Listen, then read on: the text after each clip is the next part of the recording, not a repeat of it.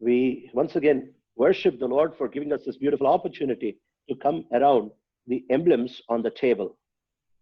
ಮತ್ತೊಂದು ಆವರ್ತಿ ನಮಗೆ ಈ ಕರ್ತನ ಮೇಜಿನ ಸುತ್ತಲೂ ದೇವರ ಈ ಒಂದು ಚಿಹ್ನೆಯ ಸುತ್ತಲೂ ನಾವು ತಿರುಗಿ ಸೇರಿ ಬರೋದಕ್ಕೋಸ್ಕರವಾಗಿ ದೇವರು ಕೊಟ್ಟಿರೋ ಸಮಯಕ್ಕಾಗಿ ದೇವರಿಗೆ ಸ್ತೋತ್ರ ಸಲ್ಲಿಸುತ್ತೇವೆ. May the Lord help us in the ministry of His word so that we can worthily take part in the table. ದೇವರು ನನ್ನ ವಾಕ್ಯ ಪ್ರಚಾರ ಮಾಡುವಂತ ವಾಕ್ಯ ಹಬ್ಬುವಂತ ಸೇವೆಯನ್ನು ಆಶೀರ್ವದಿಸಲಿ. ಇದರಿಂದ ಯೋಗ್ಯಕರವಾಗಿ ನಾವು ಮೇಜಿನಲ್ಲಿ ಪಾಲು ಹೊಂದಲು ಸಹಾಯವಾಗುತ್ತದೆ. So we'll turn our Bibles to Romans and chapter 1. ನಾವು ನಮ್ಮ ಸತ್ಯವೇದಗಳನ್ನು ರೋಮಾಪುರದವರಿಗೆ ಬರೆದ ಪತ್ರಿಕೆ ಮೊದಲನೇ ಅಧ್ಯಾಯಕ್ಕೆ ತಿರುಗಿಸಿಕೊಳ್ಳೋಣ. Romans and chapter 1 and verse 1. ರೋಮಾಪುರದವರಿಗೆ ಬರೆದ ಪತ್ರಿಕೆ ಮೊದಲನೇ ಅಧ್ಯಾಯ ಮೊದಲನೆಯ ವಚನ. Paul, a servant of Christ Jesus, called to be an apostle, set apart for the gospel of God. ಯೇಸು ಕ್ರಿಸ್ತನ ದಾಸನು, ಅಪೊಸ್ತಲನಾಗೋದಕ್ಕೆ ಕರೆಯಲ್ಪಟ್ಟವನು, ದೇವರ ಸುವಾರ್ತೆಯನ್ನು ಸಾರುವುದಕ್ಕೆ ನೇಮಿಸಲ್ಪಟ್ಟವನು ಆಗಿರುವ ಪೌಲನು. Let us look to the Lord so that the Lord alone can help us as we hear His word. ದೇವರ ಸ್ವರ ಕೇಳುವಂತ ಸಮಯದಲ್ಲಿ ಪ್ರಾರ್ಥನೆಗಾಗಿ ನಾವು ಪ್ರಾರ್ಥನೆಯಲ್ಲಿ ಕೇವಲ ಕರ್ತನೇ ನಮ್ಮೊಂದಿಗೆ ಮಾತಾಡುವಂತೆ ನಾವು ಆತನ ಕಡೆಗೆ ನೋಡೋಣ. Our gracious, loving, living Heavenly Father, ನಮ್ಮ ಕೃಪೆಯುಳ್ಳ ಪ್ರೀತಿಯುಳ್ಳ ಪರಲೋಕದ ತಂದೆ, God in whom there is no change like shifting shadows, ನೆರಳು ಬದಲಾಗುವಂತೆ ಬದಲಾಗದಂತ ಮಾರ್ಪಾಟಿರುವಂತ ಜೀವಳಂತ ಕರ್ತನೆ, always and forever same, and whose promises and purposes can never fail. ಅವಾಗಲೂ ಸದಾಕಾಲೂ ಒಂದೇ ರೀತಿಯಾಗಿರುವಂತವನು ಮತ್ತು ಆತನ ವಾಗ್ದಾನ ಉದ್ದೇಶಗಳು ಎಂದಿಗೂ ಬಿತ್ತು ಹೋಗಲಾರದಂತವುಗಳಾಗಿವೆ. We approach Thee only through the person and the work of the Lord Jesus Christ. ನಾವು ನಿನ್ನ ಹತ್ರ ಕರ್ತನಾದ ಯೇಸು ಕ್ರಿಸ್ತರ ವ್ಯಕ್ತಿತ್ವ ಆತನು ಮಾಡಿ ಮುಗಿಸಿರುವಂತ ಕಾರ್ಯದ ನಿಮಿತ್ತವಾಗಿಯೇ ಮಾತ್ರ ನಿನ್ನ ಸಮೀಪಕ್ಕೆ ಬರ್ತಾ ಇದ್ದೇವೆ. As we come before Thee, we pray that You might speak to us very, very clearly, so that not only we might learn things, but we might obey things. ಕರ್ತನೇ, ನಾವು ನಿಮ್ಮ ಹತ್ರ ಬರ್ತಾ ಇದ್ದೇವೆ, ನಮ್ಮನ್ನು ಸಂಪೂರ್ಣವಾಗಿ ನಿನಗೆ ಒಳಗಾಗ್ತಾ ಇದ್ದೇವೆ. ಯಾಕಂದ್ರೆ ನಾವು ಕಲಿಯೋದಕ್ಕಾಗಿ ಅಲ್ಲ, ಪರಿಪೂರ್ಣವಾಗಿ ವಿಧೇಯತೆ ತೋರಿಸೋದು ನಮ್ಮನ್ನು ಕಲಿಸುತ್ತದೆ. Protect us from deception of hearing and forgetting Your word. ವಾಕ್ಯ ಕೇಳಿ ಮರೆತು ಹೋಗುವಂತ ಈ ಮೋಸದಿಂದ ನಮ್ಮನ್ನು ರಕ್ಷಿಸು, ಕಾಪಾಡು. Committing both of us, unprofitable, unworthy as I am, into Your precious, gracious hands. ನಮ್ಮಿಬ್ಬರನ್ನು ಅಯೋಗ್ಯರು, ನಿಷ್ಪ್ರಯೋಜಕರು, ಕೆಲಸಕ್ಕೆ ಬರಲಾರದರು ಅಂತ ಹೇಳಿ ನಿಮ್ಮ ಬಲವುಳ್ಳ ರಕ್ಷಣೆಗೆ ಸಾಮರ್ಥ್ಯವುಳ್ಳಂತ ನಿನ್ನ ಹಸ್ತದಲ್ಲಿ ಒಪ್ಪಿಸಿಕೊಟ್ಟು ಬೇಡ್ತಾ ಇದ್ದೇವೆ. For this we pray, giving You all glory in the highly exalted name of our Lord and Savior Jesus Christ. ಪ್ರಾರ್ಥನೆಯನ್ನು ಮಹಿಮೆ ಘನತೆ ಎಲ್ಲವೂ ನಿನಗೆ ಸಮರ್ಪಿಸಿ ಕರ್ತನಾದ ಯೇಸು ಕ್ರಿಸ್ತರ ಅತ್ಯುನ್ನತವಾಗಿ ಹೆಚ್ಚಿಸಲ್ಪಟ್ಟಂತ ಹೆಸರಿನಲ್ಲಿ ಪ್ರಾರ್ಥಿಸಿ ಬೇಡೊಂದಿದ್ದೇವೆ ತಂದೆ. Amen. Amen. We have been trying to look into the book of Romans as to how God unfolds His salvation. ನಾವು ಈ ರೋಮಾಪುರದವರಿಗೆ ಬರೆದ ಪತ್ರಿಕೆಯಲ್ಲಿ ಯಾವ ರೀತಿಯಾಗಿ ಕರ್ತನು ತನ್ನ ರಕ್ಷಣೆಯನ್ನು ನಮಗೆ ವಿವರಿಸ್ತಾನೆ, ವಿಶದೀಕರಿಸ್ತಾನೆ ಅನ್ನುವಂಥದ್ದು ನೋಡ್ತಾ ಇದ್ದೇವೆ. Romans is often called as the gospel according to Apostle Paul. ರೋಮಾಪುರದವರಿಗೆ ಬರೆದ ಪತ್ರಿಕೆ ಅಪೊಸ್ತಲನಂತ ಪೌಲನು ಬರೆದಂತ ಸುವಾರ್ತೆ ಎಂದು ಕೂಡ ಕರೆಯಲ್ಪಡ್ತದೆ. It has very deep truths and very necessary and important truths to understand the salvation of the Lord. ಕರ್ತನ ರಕ್ಷಣೆಯನ್ನು ಅರ್ಥ ಮಾಡಿಕೊಳ್ಳೋದಕ್ಕೋಸ್ಕರವಾಗಿ ಬೇಕಾಗಿರುವಂತ ಆಳವಾದ ಸತ್ಯಗಳು, ಆಳವಾದಂತ ನಿಜಾಂಶಗಳು ಇದರಲ್ಲಿ ಒಳಗೊಂಡಿದೆ. And we need to understand that salvation is not just the beginning of Christian life, but it is the whole Christian life put into salvation. ರಕ್ಷಣೆ ಅನ್ನುವಂಥದ್ದು ಕ್ರೈಸ್ತವ ಜೀವಿತದ ಪ್ರಾರಂಭ ಅಷ್ಟೇ ಅಲ್ಲದೆ, ಮತ್ತೆ ರಕ್ಷಣೆ ಕ್ರೈಸ್ತವ ಜೀವಿತದ ಪರಿಪೂರ್ಣತೆಯನ್ನು ಒಳಗಡೆ ಹೊಂದಿದೆ. It has the whole Christian life completely embedded into salvation. ರಕ್ಷಣೆಯಲ್ಲಿಯೇ ಸಂಪೂರ್ಣವಾದ ಕ್ರೈಸ್ತವ ಜೀವಿತ ಅನ್ನುವಂಥದ್ದು ಅದರೊಳಗಡೆ ಮುಚ್ಚಿಡಲ್ಪಟ್ಟಿದೆ. Many times we look at salvation as a one-time event that happened sometime in the past and you were born again and it's over. ನಾವು ರಕ್ಷಣೆಯನ್ನು ಅನೇಕ ಸಾರ್ತಿ ಒಂದು ಸಮಯಕ್ಕೆ ಆಗಿ ಮುಗಿದು ಹೋಗಿರುವಂತ ಕೆಲಸವಾಗಿ ನೋಡ್ತೇವೆ. ಯಾವಾಗ ರಕ್ಷಣೆ ಆಯ್ತು ಅಲ್ಲಿಗೆ ಬಿಟ್ಟು ಅಲ್ಲಿಗೆ ಮುಗಿದು ಹೋಯ್ತು ಅಂತೇಳಿ ಈ ರೀತಿಯಾಗಿ ಆಲೋಚಿಸ್ತೇವೆ. But even for all eternity, we need to understand, even for all eternity, salvation is getting perfected. ಅದಕ್ಕಾಗಿ ರಕ್ಷಣೆ ಅನ್ನುವಂಥದ್ದು ಇನ್ನು ನಿತ್ಯವೂ ನಿರಂತರಕ್ಕೂ ಅದು ಕಾರ್ಯ ಆರಂಭವಾಗುತ್ತಾ ಅದು ಪರಿಪೂರ್ಣ ಪರಿಪಕ್ವತೆಗೆ ಬರುವಂತದ್ದಾಗಿದೆ. And that is why the New Testament writers write about the perfecting of our salvation when the Lord Jesus appears. ಅದಕ್ಕಾಗಿ ಹೊಸ ಒಡಂಬಡಿಕೆಯ ಗ್ರಂಥಕರ್ತರು ಹೇಳ್ತಾರೆ, ಕರ್ತನಾದ ಯೇಸು ಕ್ರಿಸ್ತರು ಪ್ರತ್ಯಕ್ಷನಾದಾಗ ನಮ್ಮ ರಕ್ಷಣೆ ಅನ್ನುವಂಥದ್ದು ಪರಿಪೂರ್ಣ ಆಗ್ತದೆ ಅಂತ ಹೇಳಿ. And we also need to recognize that in our lives that salvation is the basis and it is the building also. ನಮ್ಮ ಜೀವಿತದಲ್ಲಿ ಇದು ಕೂಡ ನಾವು ಯೋಚಿಸಬೇಕು, ಇದು ಕೂಡ ನಾವು ತಿಳ್ಕೊಳ್ಬೇಕೇನಂದ್ರೆ ರಕ್ಷಣೆ ಅನ್ನುವಂಥದ್ದು ಬುನಾದಿ ಕೂಡ ಆಗಿದೆ, ಅಷ್ಟೇ ಅಲ್ಲ ರಕ್ಷಣೆ ನಮ್ಮ ಕಟ್ಟಡವೂ ಕೂಡ ಆಗಿದೆ. So it is our whole life, our whole eternity is turning around the person of the Lord Jesus Christ. ಅದಕ್ಕಾಗಿ ನಮ್ಮ ಪರಿಪೂರ್ಣ ಜೀವಿತ, ನಮ್ಮ ನಿತ್ಯತ್ವವು ಕರ್ತನಾದ ಯೇಸು ಕ್ರಿಸ್ತರ ವ್ಯಕ್ತಿತ್ವದ ಸುತ್ತಮುತ್ತಲು ಮಾತ್ರ ಅದು ಸುತ್ತುವರಿಯುವಂತದ್ದಾಗಿದೆ. So we need to understand that when the Lord Jesus is in the center, then for all eternity, this relationship is based only on salvation. ಅದಕ್ಕಾಗಿ ನಮ್ಮ ಜೀವಿತದಲ್ಲಿ ಕರ್ತನಾದ ಯೇಸು ಕ್ರಿಸ್ತರು ನಮ್ಮ ಜೀವಿತದ ಕೇಂದ್ರ ಸ್ಥಾನವಾಗಿ ಜೀವಿಸ್ತಾ ಇದ್ದಿದೆ. ಆದರೆ ನಮ್ಮ ಜೀವಿತದ ನಿತ್ಯತ್ವವು ರಕ್ಷಣೆ ಅನ್ನುವಂಥದ್ದೇ ಬುನಾದಿಯ ಮಾತಾಗಿರ್ತದೆ. Now it is like once you are born out of your mother's womb, you can become a great leader, you can become anybody great, but we need to understand that it is only because you took birth in your mother's womb. ಇದು ಯಾವ ರೀತಿಯಾಗಿದೆ ಅಂದ್ರೆ, ಉದಾಹರಣೆ ಹೇಳ್ಬೇಕಂದ್ರೆ, ತಾಯಿ ಗರ್ಭದಿಂದ ನೀವು ಜನ್ಮಿಸಿದ ನಂತರ ನೀನು ಬೆಳೆದು ದೊಡ್ಡವನಾಗ್ತೀಯ, ದೊಡ್ಡ ನಾಯಕನಾಗ್ತೀಯ, ಶೂರ ಆಗ್ತೀಯ. ಆದ್ರೆ ತಿಳ್ಕೊಳ್ಳಬೇಕಾಗಿರುವಂತಹ ಪ್ರಾಮುಖ್ಯ ವಿಷಯವೇನೆಂದ್ರೆ, ತಾಯಿ ಗರ್ಭದಿಂದ ನೀನು ಜನ್ಮ ತಾಳಿತಕ್ಕಾಗಿಯೇ ಈ ವ್ಯಕ್ತಿ ಆಗಿದ್ದಿ, ಇಂತಹ ಸ್ಥಳದಲ್ಲಿ ಇದ್ದಿದ್ದಿ ಅನ್ನೋದು ತಿಳ್ಕೊಳ್ಬೇಕಾಗಿದೆ. Because if you were not born from your mother's womb, then nothing would have happened. ಒಂದು ವೇಳೆ ನಿನ್ನ ತಾಯಿ ಗರ್ಭದಲ್ಲಿ ನೀನು ಜನ್ಮ ತಾಳದೆ ಹೋಗಿದ್ದೆ ಆದರೆ ಏನು ಸಂಭವಿಸ್ತಾ ಇದ್ದಿದ್ದಿಲ್ಲ. In the same way, if you were not born again, then there is nothing Christian, nothing eternal, nothing heavenly about you. ಅದೇ ರೀತಿಯಾಗಿ ನೀನು ತಿರುಗಿ ಜನ್ಮ ತಾಳದೆ ಹೋದರೆ ರಕ್ಷಣೆ, ಕ್ರೈಸ್ತತ್ವ, ನಿತ್ಯತ್ವವು, ಪರಲೋಕದ ಆತ್ಮೀಯ ವಿಷಯಗಳು ಇವೇನು ನಡೆದೇ ಇಲ್ಲ.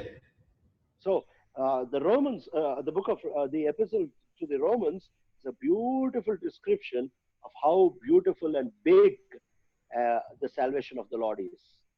ರೋಮಾಪುರದವರಿಗೆ ಬರೆದ ಪತ್ರಿಕೆ ಈ ಪುಸ್ತಕ ಮತ್ತೆ ರಕ್ಷಣೆ ಕುರಿತು, ರಕ್ಷಣೆ ಎಷ್ಟು ದೊಡ್ಡದ್ದು, ಎಷ್ಟು ಸೌಂದರ್ಯವಾದದ್ದು, ಕರ್ತನಿಂದ ಹೊಂದಿರುವಂತಹ ಈ ರಕ್ಷಣೆ, ಈ ಮಾತುಗಳು ಈ ಪುಸ್ತಕ ಒಳಗೊಂಡಿದೆ.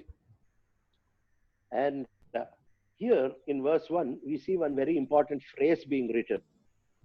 ಈ ಮೊದಲನೆಯ ವಚನದಲ್ಲಿ ಒಂದು ಪ್ರಾಮುಖ್ಯವಾದಂತಹ ಭಾಗ ಬರೆಯಲ್ಪಟ್ಟಿದೆ. Romans 1:1 it says, Paul, a servant of Christ Jesus, called to be an apostle, set apart for the gospel of God. ಯೇಸು ಕ್ರಿಸ್ತನ ದಾಸನು, ಅಪೊಸ್ತಲನಾಗೋದಕ್ಕೆ ಕರೆಯಲ್ಪಟ್ಟವನು, ದೇವರ ಸುವಾರ್ತೆಯನ್ನು ಸಾರುವುದಕ್ಕೆ ನೇಮಿಸಲ್ಪಟ್ಟವನು ಆಗಿರುವ ಪೌಲನು. Now this is very important that we need to understand. He is not proclaiming the salvation of man, but he is proclaiming the gospel of God. ಆತನು ಮಾನವನ ರಕ್ಷಣೆ ಕುರಿತು ಪ್ರಕಟಿಸ್ತಾ ಇಲ್ಲ, ಆದ್ರೆ ದೇವರ ಸುವಾರ್ತೆಯನ್ನು ಆತ ಸಾರ್ತಾ ಇದ್ದಾನೆ. This is not the gospel of man, this is the gospel of God. ಇದು ಮನುಷ್ಯನ ಸುವಾರ್ತೆ ಅಲ್ಲ, ಇದು ದೇವರ ಸುವಾರ್ತೆ ಆಗಿದೆ. It is not even a gospel of Christians, it is the gospel of Christ. ಮತ್ತೆ ಇನ್ನು ಕೂಡ ಇದು ಕ್ರೈಸ್ತರ ಸುವಾರ್ತೆ ಅಲ್ಲ, ಇದು ದೇವರ ಸುವಾರ್ತೆಯಾಗಿದೆ. And it is not a religious gospel, but it is the gospel of God. ಮತ್ತೆ ಇದು ಒಂದು ಧಾರ್ಮಿಕ ಸುವಾರ್ತೆ ಅಲ್ಲ, ಇದು ದೇವರಿಂದ ಬಂದಿರುವಂತ ಸುವಾರ್ತೆಯಾಗಿದೆ. This is something that we need to understand. ಇದನ್ನು ನಾವು ಅರ್ಥ ಮಾಡ್ಕೊಳ್ಬೇಕಾಗಿದೆ. It is not the gospel of man. ಇದು ಮನುಷ್ಯನ ಸುವಾರ್ತೆ ಅಲ್ಲ. It is not the gospel of Christians. ಇದು ಕ್ರೈಸ್ತರ ಸುವಾರ್ತೆ ಕೂಡ ಅಲ್ಲ. It is not the gospel of a religion. ಇದು ಧಾರ್ಮಿಕ ಸುವಾರ್ತೆ ಕೂಡ ಅಲ್ಲ. But this gospel is the gospel of God. ಆದರೆ ಈ ಸುವಾರ್ತೆ ದೇವರ ಸುವಾರ್ತೆಯಾಗಿದೆ. Why does he use that word, the gospel of God? ಯಾಕೆ ದೇವರ ಸುವಾರ್ತೆ ಎನ್ನುವಂತ ಆ ಶಬ್ದ, ಆ ಭಾಗ ಆತ ಬಳಸ್ತಾ ಇದ್ದಾನೆ? And it is not Paul. It is not Paul who is writing. It is the Holy Spirit God who is impressing and who is inspiring Paul to write these words. ಇದು ಪೌಲನು ಬರಿತಾ ಇಲ್ಲ, ಪರಿಶುದ್ಧಾತ್ಮ ದೇವರು ಅಪೊಸ್ತಲನಾಗಿರುವಂತ ಪೌಲನ ಮೇಲೆ ಪ್ರಭಾವ ಬೀರಿ ಆತನಿಗೆ ಉತ್ತೇಜನ ಪಡಿಸಿ ಈ ಮಾತು ಬರೆಸಿಡ್ತಾ ಇದ್ದಾರೆ. So we need to understand that this three words, gospel of God, is very, very important for a Christian to understand. ಒಬ್ಬ ಕ್ರೈಸ್ತನಿಗೆ ದೇವರ ಸುವಾರ್ತೆ ಎನ್ನುವಂತ ಈ ಮಾತು ಅರ್ಥ ಮಾಡಿಕೊಳ್ಳಬೇಕಾಗಿರುವಂತದ್ದು ಬಹು ಪ್ರಾಮುಖ್ಯವಾಗಿದೆ. Why is it the gospel of God? ದೇವರ ಸುವಾರ್ತೆ ಯಾಕೆ? Why is it not the gospel of man? Because it is all about the salvation of man, the forgiveness of man, the eternity of man. Then if everything is for man, then why is it not the gospel of man? ಇದು ಮನುಷ್ಯನ ರಕ್ಷಣೆ, ಮನುಷ್ಯನ ಪಾಪ ಕ್ಷಮಾಪಣೆ, ಮನುಷ್ಯನ ಪರಲೋಕಕ್ಕೆ ಸೇರುವಂತದ್ದು ಅದರ ಬಗ್ಗೆನೇ ಇದೆ ಅಲ್ಲ. ಈ ಮನುಷ್ಯನ ಕುರಿತ ಎಲ್ಲಾ ವಿಷಯಗಳು ಇದೆ. ಆದ್ರೆ ಇದು ಯಾಕೆ ದೇವರ ಸುವಾರ್ತೆ ಆಗಿದೆ? It is God's gospel. It is the gospel of God for three very, very strong reasons. ಇದು ದೇವರ ಸುವಾರ್ತೆ ಯಾಕಾಗಿದೆ ಅಂದರೆ ಅದಕ್ಕೆ ಅತಿ ಪ್ರಾಮುಖ್ಯವಾದ ಮೂರು ಕಾರಣಗಳಿವೆ. The first thing is, gospel is the plan of God and not the plan of anybody else. ಮೊಟ್ಟ ಮೊದಲನೇದಾಗಿ ಸುವಾರ್ತೆ ಎನ್ನುವಂಥದ್ದು ಯಾವ ಮಾನವನ ಪ್ರಣಾಳಿಕೆಯಲ್ಲ, ಅದು ಕೇವಲ ದೇವರ ಪ್ರಣಾಳಿಕೆಯಾಗಿದೆ. This is a very, very strong reason why people reject the gospel, because this gospel plan is not according to human thinking and humanistic planning.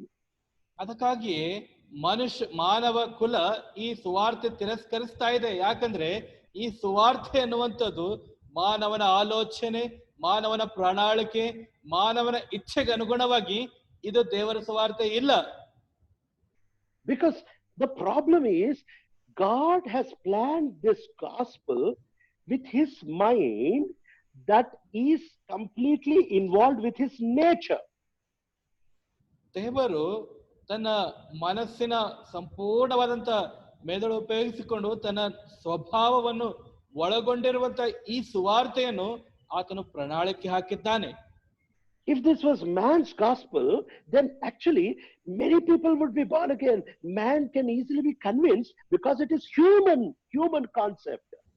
ಒಂದು ವೇಳೆ ಇದು ಮಾನವನ ಸುವಾರ್ತೆ ಆಗಿದ್ದೇ ಆದರೆ ಅನೇಕರು ರಕ್ಷಿಸಲ್ಪಡ್ತಾ ಇದ್ರು, ಅನೇಕರು ಒಪ್ಪಿಸಲ್ಪಡ್ತಾ ಇದ್ರು. ಯಾಕಂದ್ರೆ ಮಾನವ ಕಲ್ಪಿತವಾಗಿ ಮಾನವನ ಅನುಕೂಲತೆಗೆ ಅನುಗುಣವಾದಂತ ಸುವಾರ್ತೆ ಇದಾಗಿರ್ತಿತ್ತು. But the Bible very clearly says that this is not something that a man in his own wisdom can understand. ಅದಕ್ಕೆ ಬೈಬಲ್ ಸ್ಪಷ್ಟವಾಗಿ ಹೇಳ್ತಾ ಇದೆ, ಮಾನವನು ತನ್ನ ಸ್ವಂತ ಸ್ವಯಂ ಜ್ಞಾನದಿಂದ ಇದನ್ನು ಅರ್ಥ ಮಾಡಿಕೊಳ್ಳಲಾರದೆ ಇದ್ದಾನೆ. And that is why when Isaiah was writing very clearly about the gospel or about the cross in Isaiah chapter 53, ಅದಕ್ಕಾಗಿ ಯೆಶಾಯನು ತನ್ನ ಪುಸ್ತಕದಲ್ಲಿ 53ನೇದಲ್ಲಿ ಶಿಲುಬೆ ಕುರಿತು, ರಕ್ಷಣೆ ಕುರಿತು, ರಕ್ಷಕನ ಕುರಿತು ಇದು ಸ್ಪಷ್ಟವಾಗಿ ಅಲ್ಲಿ ಬರಿತಾ ಇದ್ದಾನೆ. he very clearly describes the sequence and the beauty of this prophecy of the cross of Christ. ಕ್ರಿಸ್ತನ ಶಿಲುಬೆಯ ಕುರಿತಾದಂತ ಅತಿ ಸುಂದರವಾದ, ಅತಿ ಮಧುರವಾದ, ಕ್ರಮಬದ್ಧವಾದಂತ ಈ ಚಿತ್ರಣವನ್ನು ಸ್ಪಷ್ಟವಾಗಿ ಆತ ಚಿತ್ರಿಸ್ತಾ ಇದ್ದಾನೆ. And this is a very beautiful prophetic chapter in the whole Bible that speaks about the cross. Bible ನಲ್ಲಿರುವಂತ ಕರ್ತನಾದ ಯೇಸು ಕ್ರಿಸ್ತರ ಶಿಲುಬೆ ಕುರಿತಾದಂತ ಅತಿ ಸುಂದರವಾದಂತ ಸ್ಪಷ್ಟ ಚಿತ್ರಣವುಳ್ಳಂತ ಈ ಅಧ್ಯಾಯ ನಾವು ಯೆಶಾಯನ ಗ್ರಂಥದಲ್ಲಿ ನೋಡ್ತೇವೆ. It is a prophetic message that is being written. ಇದು ಒಂದು ಪ್ರವಾದನ ಪೂರ್ವಕವಾದಂತ ಸಂದೇಶ ಬರೆಯಲ್ಪಟ್ಟಿರುವಂತದ್ದಾಗಿದೆ. But also there is one more prophecy written in the first verse. ಮೊಟ್ಟ ಮೊದಲನೇ ವಚನದಲ್ಲಿ ಒಂದು ಪ್ರವಾದನೆಯ ಮಾತು ಅಲ್ಲಿ ಬರೆಯಲ್ಪಟ್ಟಿದೆ. It says, "Who has believed our message, and to whom has the arm of the Lord been revealed?" ಮೊದಲನೇ ವಚನದಲ್ಲಿ ನಾವು ಕೇಳಿದ ಸಂಗತಿಯನ್ನು ನಮ್ಮಲ್ಲಿ ಯಾರು ನಂಬಿದ್ದರು, ಯೆಹೋವನ ಭಾವವು ಯಾರಿಗೆ ಗೋಚರವಾಗಿತ್ತು. So he begins this prophecy with one more prophecy saying, this gospel is something that people cannot believe by their strength. This gospel is something that people cannot reveal to themselves. ಹಾಗಾಗಿ ಈ ಪ್ರವಾದನೆಗಳು ಮತ್ತೊಂದು ಪ್ರವಾದನೆಯ ಮಾತಿನಿಂದ ಆತ ಪ್ರಾರಂಭಿಸ್ತಾ ಇದ್ದಾನೆ. ಅದೇನೆಂದ್ರೆ, ಈ ಸುವಾರ್ತೆ ಜನರು ತಮ್ಮ ಸಾಮರ್ಥ್ಯದಿಂದ ಅವರು ನಂಬಲಾರರು, ತಮ್ಮ ಸಾಮರ್ಥ್ಯದಿಂದ ಅವರು ಕೇಳಿ ಅರ್ಥ ಮಾಡಿಕೊಳ್ಳಲಾರ ಅಂತ ಹೇಳ್ತಾ ಇದ್ದಾನೆ. So we need to understand that the cross itself is a message that man can never understand, because man can never plan this way. ಅದಕ್ಕಾಗಿ ಈ ಸುವಾರ್ತೆ ಎನ್ನುವಂಥದ್ದು ಹೀಗಾಗಿದೆ. ಈ ಸುವಾರ್ತೆ ಎಂಥದಂದ್ರೆ, ಮನುಷ್ಯನು ತನ್ನ ಸ್ವಯಂ ಜ್ಞಾನದ ಸಂಪೂರ್ಣವಾಗಿ ಆತನು ಅರ್ಥ ಮಾಡಿಕೊಳ್ಳಲಾರದಂಥವನಾಗಿದ್ದಾನೆ. Because God's love is involved, God's forgiveness is involved, God's mercy is involved. Because of all these things, man can really not understand the capacity of this gospel. ಈ ಸುವಾರ್ತೆ ದೇವರ ಕ್ಷಮಾಪಣೆ, ದೇವರ ಪ್ರೀತಿ, ದೇವರ ಕರುಣೆ, ಈ ದೇವರ ಸಮಸ್ತ ಇದರ ಒಳಗೊಂಡಿದೆ. ಅದಕ್ಕಾಗಿ ಈ ಸುವಾರ್ತೆಯ ಸಾಮರ್ಥ್ಯ ಮನುಷ್ಯನ ಅರ್ಥ ಮಾಡಿಕೊಳ್ಳಲಾರದೆ ಹೋಗಿದ್ದಾನೆ. If you talk about man's love, then man can easily understand, and he can easily accept, and he can easily continue in that love. ಒಂದ್ ವೇಳೆ ಮಾನವನ ಪ್ರೀತಿ ಕುರಿತು ನೀವು ಮಾತಾಡಿದೆ ಆದರೆ, ಮಾನವನ ಪ್ರೀತಿ ಮನುಷ್ಯನ ಅರ್ಥ ಮಾಡ್ಕೊಳ್ತಾನೆ, ಅದನ್ನು ಸ್ವೀಕರಿಸ್ತಾನೆ, ಅದಕ್ಕೆ ಆತನು ಸ್ಪಷ್ಟವಾಗಿ ಪರಿಪೂರ್ಣವಾಗಿ ಪ್ರತಿಸ್ಪಂದಿಸುವಂತನಾಗಿರ್ತಾನೆ. Because that love in the heart of man will correlate to his sinful nature, his heart of sin, so he can easily understand and appreciate that kind of love. ಯಾಕಂದ್ರೆ ಮಾನವನ ಪ್ರೀತಿ ತನ್ನ ಹೃದಯದಲ್ಲಿರುವಂತಹ ಪಾಪ ಸಂಬಂಧವಾದ ಸ್ವಭಾವದ ನಿಮಿತ್ತವಾಗಿ ಆತನ ಪ್ರೀತಿ, ಆತನ ಭಾವೋದ್ರೇಕಗಳು, ಸ್ನೇಹ ಸ್ವಭಾವವನ್ನು ಆತನು ಸ್ಪಷ್ಟವಾಗಿ ಸರಳವಾಗಿ ಅರ್ಥ ಮಾಡಿಕೊಂಡು ಪ್ರತಿಸ್ಪಂದಿಸುವಂತವನಾಗಿರ್ತಾನೆ. But when you come to God's love, it is fully pure, it is fully holy, it is fully, completely heavenly. That's why man really feels, can such love exist? ಆದ್ರೆ ದೇವರ ಪ್ರೀತಿಯ ವಿಷಯಕ್ಕೆ ಬಂದಾಗ ಅದು ಪರಿಪೂರ್ಣವಾಗಿ ಪರಿಶುದ್ಧವಾದಂಥದ್ದು, ಪರಿಪೂರ್ಣವಾಗಿ ಶುದ್ಧವಾಗಿರುವಂಥದ್ದು, ಪರಿಪೂರ್ಣವಾಗಿ ಅದು ಪರಲೋಕಕ್ಕೆ ಸಂಬಂಧವಾದಂಥದ್ದು, ಪರ ಸಂಬಂಧವಾದಂಥದ್ದು. ನಿಜವಾಗಿಯೂ ಇಂತಹ ಪ್ರೀತಿ ಅಸ್ತಿತ್ವದಲ್ಲಿ ಇದೆಯಾ ಅಂತ ಆಲೋಚಿಸ್ತಾನೆ. And man will somehow feel very uncomfortable when he comes into the presence of such pure and perfect love. ಆದರೆ ಯಾವಾಗ ಇಂಥ ಪರಿಪೂರ್ಣವಾದ ಶುದ್ಧವಾದ ಸ್ವಚ್ಛವಾದ ಪ್ರೀತಿಯಲ್ಲಿ ಮಾನವನು ಬಂದಾಗ ಮನುಷ್ಯನು ತನ್ನಷ್ಟಕ್ಕೆ ತಾನು ಕಳವಳದಲ್ಲಿ ಬಿದ್ದು ಬಿಡ್ತಾನೆ. Because this is not the kind of love that he has, this is not the kind of love that he can ever get, nor this is the kind of love that he has ever seen. ಯಾಕಂದ್ರೆ ಇಂತಹ ಪ್ರೀತಿ ಆತನ ಹತ್ರ ಇಲ್ಲ, ಇಂತಹ ಪ್ರೀತಿ ಆತನು ಎಂದು ನೋಡಿಲ್ಲ, ಇಂತಹ ಪ್ರೀತಿ ಎಂದು ಆತನು ಸ್ವೀಕರಿಸಿಲ್ಲ, ಪಡ್ಕೊಂಡಿಲ್ಲ. That is the reason why man has great problem when it comes to the love of God. ಅದಕ್ಕಾಗಿ ದೇವರ ಪ್ರೀತಿಯ ವಿಷಯಕ್ಕೆ ಬಂದಾಗ ಮನುಷ್ಯನೊಂದು ದೊಡ್ಡ ಸಮಸ್ಯೆಗೊಳಗಾಗ್ತಾ ಇದ್ದಾನೆ. Man cannot really understand and cannot really absorb the meaning of God's love, and that is the reason why they reject the gospel. ಅದಕ್ಕಾಗಿ ಮನುಷ್ಯನ ದೇವರ ಪ್ರೀತಿ ಮಾನವನು ಪರಿಪೂರ್ಣವಾಗಿ ಅರ್ಥ ಮಾಡಿಕೊಂಡು ಗ್ರಹಿಸದೆ ಜೀರ್ಣ ಮಾಡಿಕೊಳ್ಳದೆ ಇದ್ದಕ್ಕಾಗಿ ದೇವರ ಸುವಾರ್ತೆಯನ್ನು ಆತನು ತಿರಸ್ಕರಿಸುವಂತನಾಗಿದ್ದಾನೆ. It is the plan of God. ಇದು ದೇವರ ಪ್ರಣಾಳಿಕೆಯಾಗಿದೆ. Now we need to understand that when Moses brought the Israelites out of Egypt, ನಾವು ಅರ್ಥ ಮಾಡ್ಕೊಳ್ಬೇಕೇನಂದ್ರೆ, ಮೋಶೆ ಇಸ್ರಾಯೇಲರನ್ನು ಐಗುಪ್ತದಿಂದ ಹೊರಗಡೆ ತಂದಾಗ the Passover was the plan of God in order to bring these people out. ಈ ಪಸ್ಕ ಅನ್ನುವಂಥದ್ದು ಐಗುಪ್ತದಿಂದ ಇಸ್ರಾಯೇಲ್ ಪ್ರಜೆಗಳನ್ನು ಹೊರಗಡೆ ತರೋದಕ್ಕಾಗಿ ದೇವರು ಹಾಕಿಕೊಂಡ ಪ್ರಣಾಳಿಕೆಯಾಗಿತ್ತು. For all the other 9 plagues, the Israelites had to do nothing. Everything the Lord did. ಉಳಿದಿರುವಂತ ಎಲ್ಲ 9 ಮಹತ್ ಕಾರ್ಯಗಳು ಇಸ್ರಾಯೇಲರು ಏನು ಮಾಡೋದು ಅವಶ್ಯಕತೆ ಇಲ್ಲ, ಕರ್ತನೇ ಎಲ್ಲವನ್ನು ಮಾಡಿ ಮುಗಿಸ್ಬಿಟ್ಟನು. But when you come to the 10th plague, that the plague of redemption, the plague of atonement, the plague of the plague of the destruction of Egypt, ಆದ್ರೆ 10ನೆಯ ಮಹತ್ ಕಾರ್ಯಕ್ಕೆ ಬಂದಾಗ ಒಡಂಬಡಿಕೆಯ ಮಹತ್ ಕಾರ್ಯ ಮತ್ತೆ ವಿಮೋಚಿಸೋದಕ್ಕೋಸ್ಕರವಾಗಿ ಉಪಯೋಗಿಸುವಂತ ಐಗುಪ್ತರನ್ನು ನಾಶ ಮಾಡೋದಕ್ಕೋಸ್ಕರವಾಗಿ ಬಳಸೋದಕ್ಕೋಸ್ಕರವಾಗಿ ಉಪಯೋಗಿಸುವಂತ ಈ ಮಹತ್ ಕಾರ್ಯದ ವಿಷಯಕ್ಕೆ ಬಂದಾಗ, then we see that it was not the mind of man, it was completely the mind of God that was operating. ಅಲ್ಲಿ ಮನುಷ್ಯನ ಮೆದುಳು ಅಲ್ಲಿ ಏನು ಕೆಲಸ ಮಾಡ್ತಾ ಇಲ್ಲ, ಪರಿಪೂರ್ಣವಾಗಿ ದೇವರ ಮೆದುಳೇ ಅಲ್ಲಿ ಕೆಲಸ ಮಾಡ್ತಾ ಇದೆ. People think that it is by the sword that they can come out of Egypt, it is by force that they can come out of Egypt. ಜನರು ಅನ್ಕೊಂಡ್ರು ತಮ್ಮ ಖಡ್ಗದಿಂದ ಅಷ್ಟೇ ನಾವು ಬಲವಂತವಾಗಿ ರಭಸದಿಂದ ಹೊರಗಡೆ ಐಗುಪ್ತದಿಂದ ಬರಬಹುದು ಅಂತ ಹೇಳಿ ಅಂದುಕೊಳ್ತಾ ಇದ್ದಾರೆ. And they thought that we can come out of Egypt if we have a strong leader, if we have a spiritual leader, if we have strength, and if we have unity, we can come out. ಅವರು ಜನರು ಆಲೋಚಿಸ್ಕೊಳ್ತಾ ಇರ್ಬೋದು, ನಮಗೆ ಬಲವುಳ್ಳಂತ ನಾಯಕನು, ಆತ್ಮೀಯ ನಾಯಕನು, ಧೀರನಾದಂತ ನಾಯಕನಿದ್ರೆ ನಾವು ಹೊರಗಡೆ ಬರಬಹುದು. But it never came into the head of any man that it is through the blood that we are going to come out, and it is not the blood of the Egyptians, but it is the blood of the Lamb of God. ಆದ್ರೆ ಜನರು ಎಂದೂ ಇರ್ಲಕ್ಕಿಲ್ಲ, ನಾವು ರಕ್ತದಿಂದ ವಿಮೋಚಿಸಲ್ಪಡ್ತೇವೆ, ರಕ್ತದಿಂದ ಹೊರಗಡೆ ಬರ್ತೇವೆ, ಐಗುಪ್ತರ ರಕ್ತದಿಂದ ಅಲ್ಲ, ಕುರಿಮರಿಯ ರಕ್ತದಿಂದ ನಾವು ಹೊರಗಡೆ ಬರ್ತೇವೆ ಅಂತ ಹೇಳಿ ಯಾರು ಅಲ್ಲಿವರೆಗೂ ಆಲೋಚನೆ ಮಾಡಲಿಕ್ಕೆ ಇಲ್ಲ. From the beginning, man always thought that it is in the blood of the enemy that you get saved. ಪ್ರಾರಂಭದಿಂದ ಮಾನವನು ಅನ್ಕೊಳ್ತಾ ಇದ್ದಾನೆ, ಶತ್ರುವಿನ ರಕ್ತದಿಂದ ನಾನು ರಕ್ಷಿಸಲ್ಪಡ್ತೇನೆ, ವಿಮೋಚಿಸಲ್ಪಡ್ತೇನೆ ಅಂತ ಹೇಳಿ.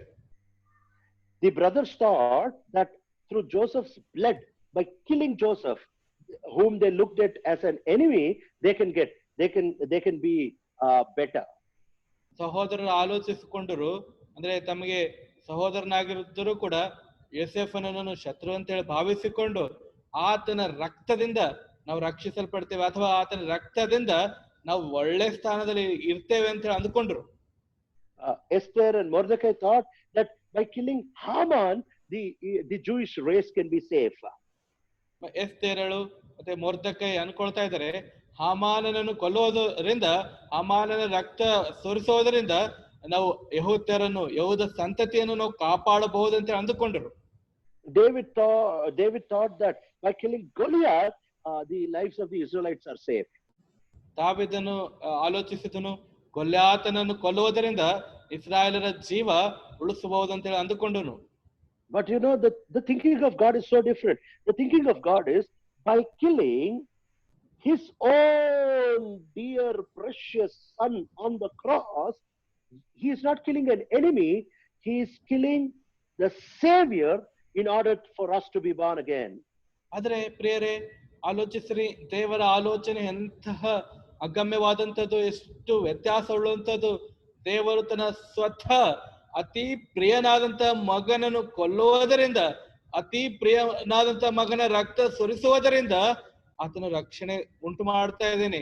ಆತನು ಶತ್ರುವಲ್ಲ, ತನ್ನ ಪ್ರಿಯ ಮಗನನ್ನ ರಕ್ತ ಸುರಿಸುವುದರಿಂದಲೇ ರಕ್ಷಣೆ ಕಾರ್ಯ ಮಾಡ್ತಾ ಇದ್ದಾನೆ. Oh, what a great, beautiful truth that our salvation is not the death and the cross of Satan. It is the death and the cross of the Savior. ಅದಕ್ಕಾಗಿ ಎಷ್ಟು ಅದ್ಭುತವಾದ ಆಲೋಚನೆ, ಎಷ್ಟು ಅದ್ಭುತವಾದ ಪ್ರಣಾಳಿಕೆ ಇದು. ನಮ್ಮ ರಕ್ಷಣೆ ಮತ್ತೆ ಎಲ್ಲಿದೆ ಅಂದ್ರೆ ಶಿಲುಬೆ ಮೇಲೆ ಮರಣ ಹೊಂದಿ ರಕ್ತ ಸುರಿಸುವ ಶೈತಾನನ ಮರಣದಿಂದಲ್ಲ, ನಮ್ಮ ರಕ್ಷಕನು ಶಿಲುಬೆ ಮೇಲೆ ಮರಣ ಹೊಂದಿ ರಕ್ತ ಸುರಿಸುವುದರಿಂದಲೇ ನಮಗೆ ರಕ್ಷಣೆ ಇದೆ. And that is why this has never entered anybody's heart. Nobody can ever understand. Who has ever thought of this kind of salvation? ಅದಕ್ಕಾಗಿ ಪ್ರೇರೆ, ಇಂಥ ಆಲೋಚನೆ ಯಾರ ಮನಸ್ಸಿನಲ್ಲಿ ಮೆದುಳಲ್ಲಿ ಬರಂಗಿಲ್ಲ. ರಕ್ಷಣೆ ಈ ರೀತಿಯಾಗಿ ಸಂಭವಿಸ್ತದೆ, ರಕ್ಷಣೆ ಈ ರೀತಿಯಾಗಿ ಉಂಟಾಗುತ್ತದೆ ಅನ್ನುವಂಥದ್ದು ಇದು ಮನುಷ್ಯನ ಮೆದುಳಲ್ಲಿ ಬರಲಾರದಂತ ವಿಷಯ ಆಗಿದೆ. And that is the reason it is the gospel of God, because it is the plan of God. ಈ ಕಾರಣದಿಂದಲೇ ಇದು ದೇವರ ಪ್ರಣಾಳಿಕೆ ಆಗಿದ್ದಕ್ಕಾಗಿ ಇದು ದೇವರ ಸುವಾರ್ತೆ ಎಂದು ಹೇಳಲ್ಪಡ್ತಾ ಇದೆ ಪ್ರಿಯರೇ. Secondly, it is the gospel of God because this gospel, when it is genuinely biblical, gives glory only to God. ನಿಜವಾಗಿ ಎರಡನೆಯ ಕಾರಣ ಏನಂತಂದ್ರೆ, ಇದು ದೇವರ ಸುವಾರ್ತೆಯಾಗಿ ಆಗೋದಕ್ಕಾಗಿ ಎರಡನೇ ಕಾರಣ ಅಂದ್ರೆ, ನಿಜವಾಗಿ ಯಥಾರ್ಥವಾಗಿ ಇದು ಬೈಬಲ್ ಪರವಾದಂಥದ್ದು ಅಷ್ಟೇ ಅಲ್ಲ, ದೇವರಿಗೆ ಮಹಿಮೆ ತರುವಂತದ್ದಾಗಿದೆ. ಅದಕ್ಕಾಗಿಯೇ ಇದು ದೇವರ ಸುವಾರ್ತೆ ಅಂತೇಳಿ ಕರೆಯಲ್ಪಡ್ತಾ ಇದೆ.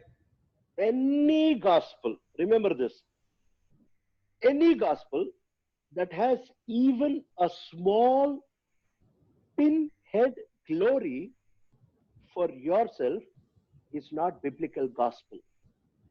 ಅದಕ್ಕಾಗಿ ಯಾವುದೇ ಸುವಾರ್ತೆ ಆಗಿರ್ಲಿ, ಒಂದು ಚಿಕ್ಕ ಒಂದು ಸೂಜಿ ಕೊನೆಯಷ್ಟು ಮಹಿಮೆ ನಿನ್ನ ಸ್ವಯಂಗೆ ಬಂದ್ರೆ ಅದು ದೇವರ ಸುವಾರ್ತೆ, ಎಲ್ಲ ಬೈಬಲ್ ಪರವಾದಂತ ಸುವಾರ್ತೆ ಅದು ಅಲ್ಲ. It can have the feeling and the face of a biblical gospel, but actually that's not the gospel that the Bible speaks about. ಅದು ಬೈಬಲ್ ಸಂಬಂಧವಾದಂತ ಭಾವನೆ, ಬೈಬಲ್ ಸಂಬಂಧವಾದಂತ ಆಲೋಚನೆಗಳು ಉಳ್ಳುವಂತದ್ದಾಗಿದ್ದರೂ ಕೂಡ ಅದು ಬೈಬಲ್ ದೇವರ ಸುವಾರ್ತೆದ ಆಗೋದಕ್ಕೆ ಸಾಧ್ಯ ಇಲ್ಲ. You may feel it's a biblical gospel, but it's not Bible's gospel. ಇದು ಬೈಬಲ್ ಸುವಾರ್ತೆ ಅಂತ ಹೇಳಿ ಭಾವಿಸ್ಕೋಬಹುದು, ಆದ್ರೆ ಇದು ಬೈಬಲ್ ಸುವಾರ್ತೆ ಅಲ್ಲ. You know, when Simon Peter was born again, he did not get glory saying, "Oh, I have so many fish. I was almost good. He made me little better." Simon ಪೇತ್ರನು ಮೀನು ಹಿಡಿಯುವಂತ ಸಮಯದಲ್ಲಿ ಅಥವಾ ಮೀನು ಹಿಡಿದಾಗ ನಾನು ಎಲ್ಲ ಚೆನ್ನಾಗಿದ್ದೆ, ಆದ್ರೆ ಸ್ವಲ್ಪ ಈತ ಉತ್ತಮನಾಗಿ ಮಾಡಿದ್ದಾನೆ ಅಂತ ಆತ ಭಾವಿಸ್ಕೊಳ್ಳಿಲ್ಲ. No. He said, "I am a sinner. Go away from me." ಆತ ಹೇಳ್ತಾ ಇದ್ದಾನೆ, ಅಯ್ಯೋ ನಾನು ಪಾಪಾತ್ಮನು, ನನ್ನಿಂದ ಅದನ್ನು ದೂರ ಹೋಗು. You know, when Paul was when Saul saw the Lord Jesus Christ, he did not say, "Okay, I'm good, but how the Lord helped me to improve." This is not his language. ನೋಡಿ, ಸೌಲನು ಕರ್ತನಾದ ಯೇಸು ಕ್ರಿಸ್ತನಿಗೆ ನೋಡಿದ ತಕ್ಷಣ, ದರ್ಶನ ಕೊಟ್ಟ ತಕ್ಷಣ, ಅಯ್ಯೋ ನಾನು ಉತ್ತಮನಾಗಿದ್ದೇನೆ, ಮತ್ತೆ ನಾನು ನನ್ನ ಸ್ವಭಾವ ಮತ್ತೆ ನಾನು ಬದಲಾಯಿಸಿಕೊಳ್ಳೋದಕ್ಕೋಸ್ಕರವಾಗಿ ಈತ ನನಗೆ ಸಹಾಯಕರನಾಗಿದ್ದಾನೆ ಅನ್ನುವಂತ ಆತನ ಭಾಷೆ, ಆತ ಈ ರೀತಿಯಾಗಿ ಆತನ ಲ್ಯಾಂಗ್ವೇಜ್ ಇದ್ದಿದ್ದಿಲ್ಲ. He says, I am the prime of all sinners. I am the greatest of all sinners. ಆತ ಹೇಳ್ತಾ ಇದ್ದಾನೆ, ನಾನು ಪಾಪಿಗಳಲ್ಲಿ ಪ್ರಮುಖನು, ಎಲ್ಲಾ ಪಾಪಿಗಳಲ್ಲಿ ಶ್ರೇಷ್ಠನಾಗಿದ್ದೇನೆ, ಪ್ರಮುಖನಾಗಿದ್ದೇನೆ ಅಂತ. Oh, okay. How many times we think we are born again, we think we are saved, but maybe you have never been really saved. ಅಯ್ಯೋ, ನಾವೆಷ್ಟು ಸಾರಿ ಅನ್ಕೋತೇವೆ ನಾವು ರಕ್ಷಿಸಲ್ಪಟ್ಟಿದ್ದೇವೆ, ನಾವು ಪಾಪ ಕ್ಷಮಾಪಣೆ ಹೊಂದಿದ್ದೇವೆ, ನಿಜವಾಗಿಯೂ ಇಂತಹದ್ದು ನಮಗೆ ಸಂಭವಿಸಿದೆ ಅಂತ ಹೇಳಿ ಅನ್ಕೋತೇವೆ, ಆದ್ರೆ ನಿಜವಾಗಿ ಇಂಥದ್ದು ನಿನಗೆ ಆಗಿಲ್ಲ. Shall I tell you one very shocking thing from the Bible? Bible ನಿಂದ ಒಂದು ನಿನಗೆ ಬಹು ಆಶ್ಚರ್ಯಚಕಿತ ಮಾಡುವಂತಹ ವಿಷಯ ಹೇಳೋದಕ್ಕೆ ನಾನು ಇಷ್ಟಪಡ್ತೀನಿ. There is no sinner's prayer in the whole Bible. Bible ನಲ್ಲಿ, ಪರಿಪೂರ್ಣ ಬೈಬಲ್ ಅಲ್ಲಿ ಯಾವ ಪಾಪಿಯ ಪ್ರಾರ್ಥನೆ ಇಲ್ಲ. That means to be born again, this is the prayer that you should say.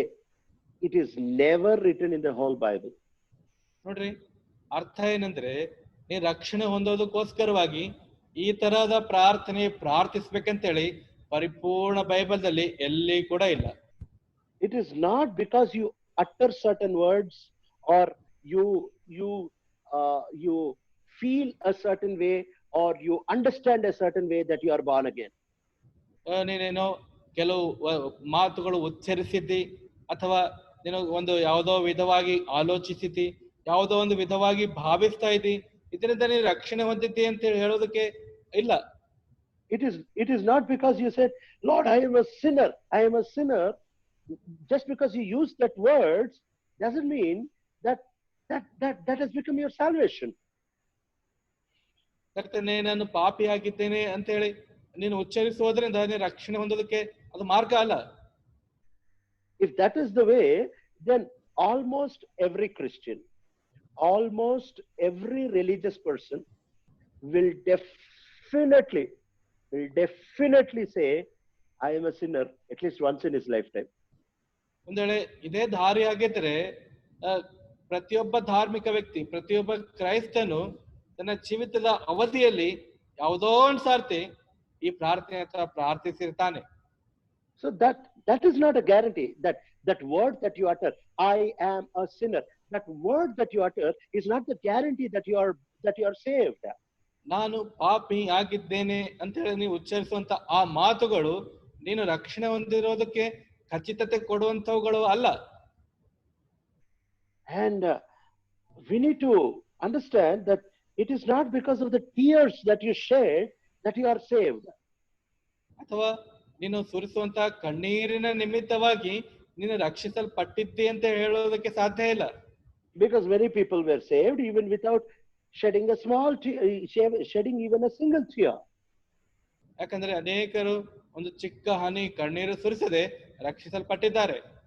And we should never think that just because you lifted your hand or you filled a decision form or some person prayed over you that you became that you were saved. ಏನೋ ಕೈ ಎತ್ತೀನಿ, ತೀರ್ಮಾನ ತಗೊಂಡಿನಿ, ಒಂದು letter ದಾನ ಹೆಸರು ಬರ್ದೀನಿ, ಕೊಟ್ಟಿನಿ, ಅಥವಾ ಯಾರೊಬ್ಬರು ತಲೆ ಮೇಲೆ ಕೈ ಪ್ರಾರ್ಥನೆ ಮಾಡಿದಾರ, ಇದರಿಂದ ರಕ್ಷಣೆ ಹೊಂದಿದ್ದೇನೆ ಅಂತ ಹೇಳಿ ಆಲೋಚನೆ ಮಾಡ್ಲಕ್ ಹೋಗ್ಬೇಡ. And there is many times a feeling that when the God servant or the messenger says, my dear brother, your sins are washed away, you are saved today, you feel that you are saved. ಅನೇಕ ಸಾರ್ತಿ ಈ ರೀತಿಯಾಗಿ ಭಾವಿಸ್ಕೋತೀರಿ, ಆಲೋಚಿಸ್ಕೋತೀರಿ. ಏನಂದ್ರೆ ದೈವ ಸೇವಕರಾಗಲಿ, ಉಪದೇಶಕರಾಗಲಿ, ನನ್ನ ಪ್ರಿಯ ಸಹೋದರನೇ, ನಿನ್ನ ಪಾಪಗಳು ಕ್ಷಮಿಸಲ್ಪಟ್ಟಿವೆ, ನಿನ್ನ ಪಾಪಗಳು ತೊಳೆಯಲ್ಪಟ್ಟಿವೆ ಅಂತ ಹೇಳಿ ಆತ ಬೋಧಿಸಿದಾಗ, ಉಚ್ಚರಿಸಿದಾಗ, ಅಯ್ಯೋ ನನ್ನ ಪಾಪ ಕ್ಷಮಾಪಣೆ ಆಗಿದೆ ಅಂತ ಹೇಳಿ ನೀ ಆಲೋಚಿಸಿದ್ರು ನಿನ್ನ ಪಾಪ ಕ್ಷಮಾಪಣೆ ಎಲ್ಲ ಆಗಂಗಿಲ್ಲ. You know what the Bible says? When Jesus said your sins are forgiven, then the Israelites questioned, he talks like God, this is blasphemy. ನಿಮ್ಗೆ ಗೊತ್ತಾ, ಕರ್ತನಾದ ಯೇಸು ಕ್ರಿಸ್ತರು ನಿನ್ನ ಪಾಪಗಳು ಕ್ಷಮಿಸಲ್ಪಟ್ಟಿವೆ ಅಂತೇಳಿ ಯೇಸು ಸ್ವಾಮಿ ಹೇಳಿದಾಗ ಫರಿಸಾಯರು, ಮಹಾಯಾಜಕರು ಹೇಳ್ತಾ ಇದ್ರೆ, ಅಯ್ಯೋ ಇದು ದೇವರು ಮಾತಾಡ್ತಾ ಇದ್ದಂತೆ ಈತ ಮಾತಾಡ್ತಾ ಇದ್ದಾನೆ, ಇದು ದೇವ ದೂಷಣೆ ಅಲ್ಲ ಅಂತೇಳಿ ಅವ್ರು ಹೇಳ್ತಾ ಇದ್ದಾರೆ. So when any man, remember this, when any man looks at you and your confession and your prayer and says your sins are forgiven, that fellow is doing blasphemy.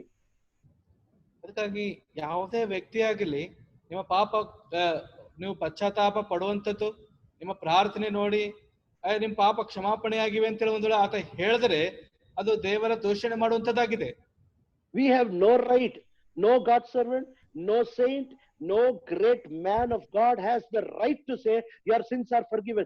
It is in the whole discretion of God to utter that word. ಅದಕ್ಕಾಗಿ ಪ್ರೇರೆ ನೋಡ್ರಿ, ಯಾವುದೇ ದೈವ ಸೇವಕರಾಗಿರ್ಲಿ, ಯಾವ ಭಕ್ತರಾಗಿರ್ಲಿ, ಯಾವ ದೊಡ್ಡ ವ್ಯಕ್ತಿ ಆಗಿರ್ಲಿ, ಆತನ ಉಚ್ಚರಿಸೋದಕ್ಕೆ ಯಾವ ಆತನಿಗೆ ಅರ್ಹತೆ ಇಲ್ಲ. ಇದು ಕೇವಲ ಪರಿಪೂರ್ಣವಾಗಿ ದೇವರ ವಿವೇಚನಾ ಶಕ್ತಿಗೆ ಬಿಟ್ಟಿರುವಂತದ್ದಾಗಿದೆ. This is completely idolatry when a man takes the position of God to decide on his sight and on his discretion who is really saved and who is not saved. ನೋಡ್ರಿ, ಯಾರು ನಿಜವಾಗಿ ರಕ್ಷಿಸಿದ್ದಾರೆ, ಯಾರು ರಕ್ಷಣೆ ಹೊಂದಿದ್ದಾರೆ, ಯಾರು ನಿಜವಾಗಿ ರಕ್ಷಣೆ ಹೊಂದಿಲ್ಲ ಅನ್ನುವಂತ ತೀರ್ಮಾನ ತೆಗೆದುಕೊಳ್ಳುವಂಥದ್ದು ಇದು ಪರಿಪೂರ್ಣವಾದಂತ ವಿಗ್ರಹಾರಾಧನೆ ಆಗಿದೆ. ದೇವರ ಸ್ಥಾನದಲ್ಲಿ ಅವರು ನಿಂತುಕೊಂಡು ತೀರ್ಮಾನ ಕೊಡುವಂತವರಾಗಿರ್ತಾರೆ.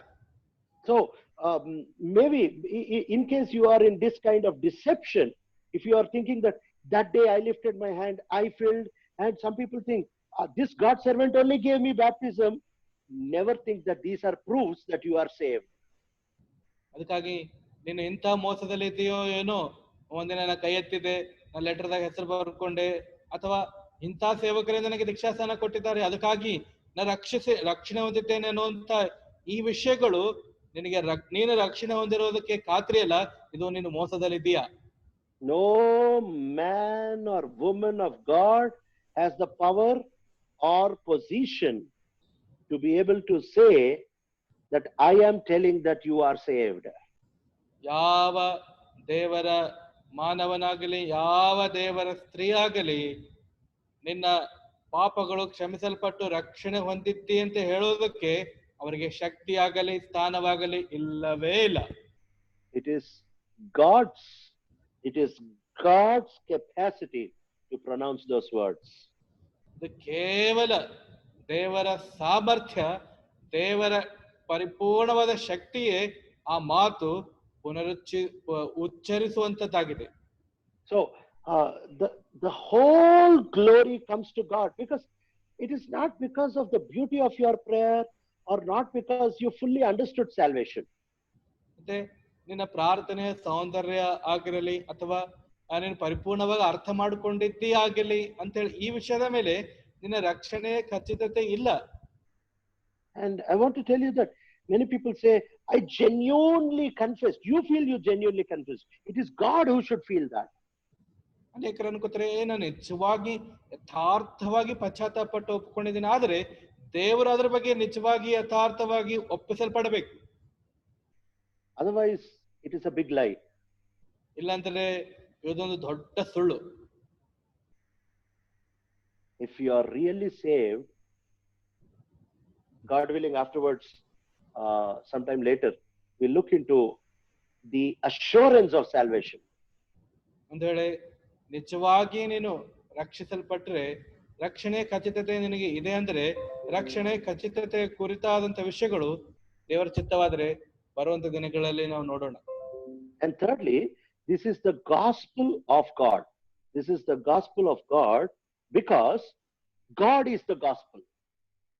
ಯಾಕಂದ್ರೆ ಮೂರನೇದಾಗಿ ಇದು ದೇವರ ಸುವಾರ್ತೆ ಆಗಿದೆ, ಇದು ದೇವರ ಸುವಾರ್ತೆ ಆಗಿದೆ ಯಾಕಂದ್ರೆ ಸುವಾರ್ತೆ ದೇವರಾಗಿದ್ದಾನೆ.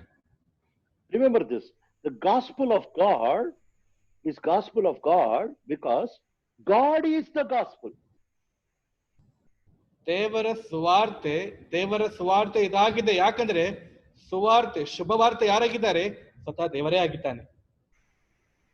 The problem with us is many times we think the cross is the gospel. Cross is not the gospel. Jesus is the gospel.